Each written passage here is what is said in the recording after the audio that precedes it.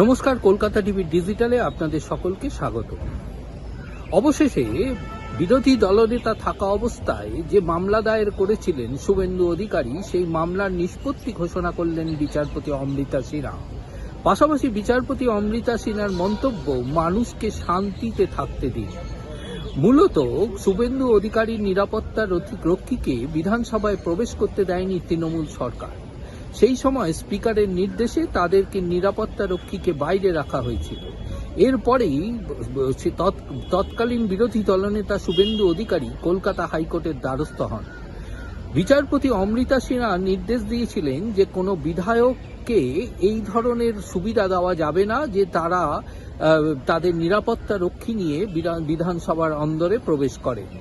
কিন্তু পরবর্তীকালে দেখা যায় যে তৎকালীন মুখ্যমন্ত্রী মমতা বন্দ্যোপাধ্যায়ের নিরাপত্তা রক্ষী বিধানসভার ভেতরে প্রবেশ করছেন। এরপরেই বিরোধী দলনেতা শুভেন্দু অধিকারী কলকাতা হাইকোর্টে আদালত অবমাননার মামলা দায়ের করেন বিধানসভার তৎকালীন স্পিকার বিমান বন্দ্যোপাধ্যায়ের উদ্দেশ্যে। সেই মামলার দীর্ঘ শুনানি চলে এবং সেই মামলায় শুভেন্দু অধিকারীর আইনজীবী বারবার দাবি করেন বিচারপতি অমৃতা সিনহার এজলাসে যে তিনি যে রায় দিয়েছিলেন সেই রায়ের অবমাননা করা হয়েছে। বিচারপতি উভয় পক্ষের মন্তব্য শোনার পর অবশেষে তিনি মামলার নিষ্পত্তি ঘোষণা করে দিয়েছেন। তবে বিচারপতি মন্তব্য করেছেন যে মানুষকে শান্তিপূর্ণভাবে থাকতে দিন, যাতে মানুষ শান্তিভাবে বসবাস করতে পারে।